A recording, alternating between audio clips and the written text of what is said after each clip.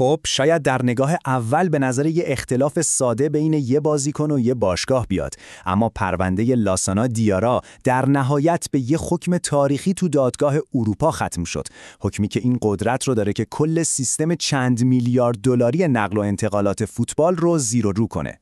بیایید با هم ببینیم چطور نبرد حقوقی فقط یک بازیکن میتونه قوانین بازی رو برای همه برای همیشه تغییر بده. تو این برنامه ما اول از همه با داستان شخصی خود دیارا شروع میکنیم. بعدش یکم زاویه دیدمون رو بازتر میکنیم و به کل سیستم نگاه میکنیم. میبینیم که دقیقاً قلب این درگیری حقوقی کجا بوده، حکم نهایی دادگاه چی بوده و در آخر یه نگاهی میندازیم به اینکه آینده فوتبال احتمالاً به چه سمتی میره. همه چیز با یک نفر شروع شد. لاسانا دیارا، ستاره سابق تیم ملی فرانسه که اصلاً فکرش رو هم نمی‌کرد که قرار ناخواسته در مرکز یک طوفان حقوقی قرار بگیره که کل دنیای فوتبال رو تکون بده. فقط به این روند اتفاقات نگاه کنید. این نبرد حقوقی 10 دهه طول کشید. 10 دهه. تصور کنید 10 سال درگیر یک کابوس قانونی باشی که عملاً تو رو به یک بازیکن ممنوعه تبدیل کرده. هیچ باشگاهی دیگه جرئت نمی‌کرد حتی بهت نزدیک بشه. و این فقط توقف دوران حرفه‌ایش نبود که نگران کننده بود. نه، یه جریمه سنگین 2.5 میلیون یورویی هم مثل شمشیر بالای سرش بود. این رقم میتونه آینده حرفه‌ای هر ورزشکاری رو به کل نابود کنه. خب سوال اصلی اینه که اصلا چطور شد که فوتبال به یه سیستمی رسید که میتونست یه بازیکن رو اینطوری به دام بندازه؟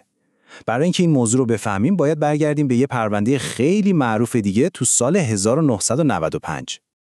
حکم بوسمن یه انقلاب به تمام معنا بود. به بازیکن‌ها آزادی داد اما باشگاه‌ها رو به وحشت انداخت.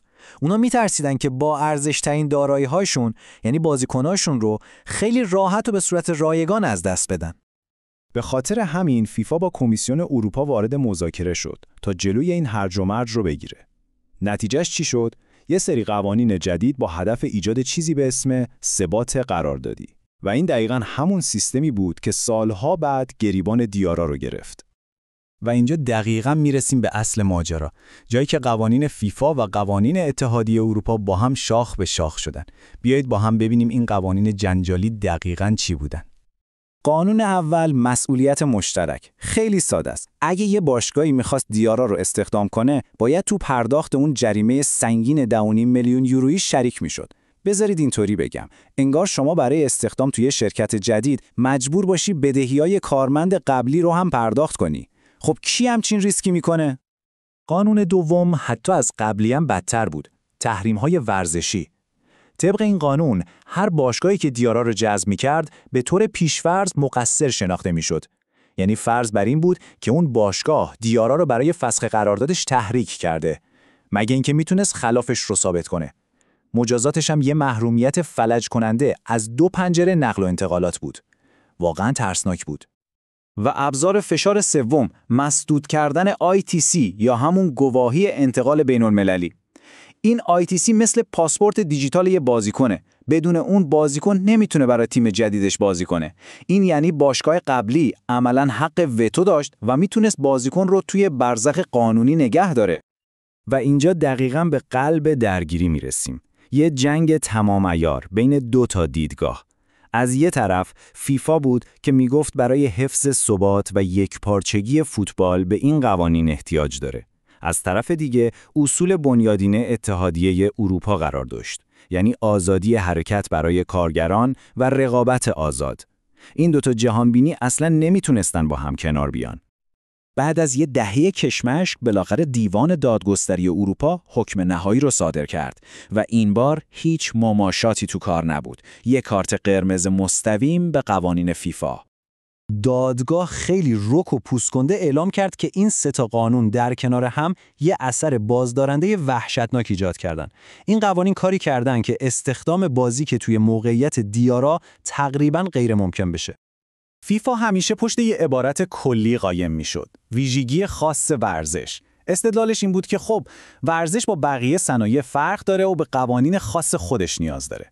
اما دادگاه این استدلال رو به چالش کشید و پرسید این عبارت مبهم واقعاً یعنی چی؟ همین عدم شفافیت مشکل اصلی بود. ببینید چقدر همه چیز شانسی و بی‌ثابت بود. تو پرونده وبستر دادگاه گفت غرامت باید معادل دستمزد باقی مونده بازیکن باشه. خب منطقیه. اما چند سال بعد تو پرونده ماتوزالام ناگهان گفتن غرامت میتونه بر اساس ارزش از دست رفته نقل و انتقال باشه که مبلغ رو نجومی میکرد. این تناقض یه باطلاق حقوقی تمام عیار برای بازیکنان ساخته بود. و بعد حکم نهایی صادر شد و دادگاه از یه عبارتی استفاده کرد که مثل بمب صدا کرد. دادگاه گفت این قوانین فیفا برای ثبات ورزشی نیستن. اینها در واقع توافقنامه‌های عدم جذب بازیکن بین باشگاه‌ها هستن. این یه اتهام فوق‌العاده سنگینه. این اصطلاح از قانون ضد انحصار میاد و معنیش اینه که باشگاه‌ها با هم تبانی کردن تا بازار رو کنترل کنن و جلوی حرکت آزاد بازیکن‌ها رو بگیرن. خب دادگاه به سیستم قدیمی کارت قرمز نشون داد و اون رو از بازی اخراج کرد. حالا سوال اینه که آینده فوتبال چه شکلی پیدا میکنه؟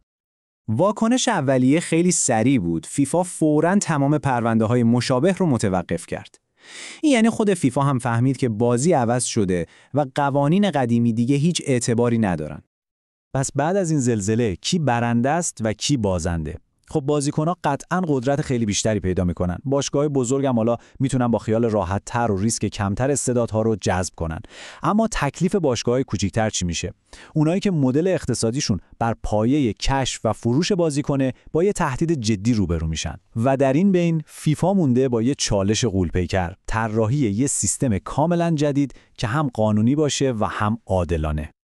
و همه اینها ما رو به یه سوال بزرگ و نهایی میرسونه. نبرد 10 ساله یک بازیکن دیوارهای یه سیستم قدیمی رو فرو ریخت. اما آیا سیستمی که از دل این ویرانه ها بیرون میاد واقعاً بازی رو برای همه عادلانه تر میکنه؟ یا فقط قدرت رو از دست فیفا میگیره و به دست باشگاه‌های ثروتمندتر میده؟ آینده فوتبال به جواب همین سوال بستگی داره.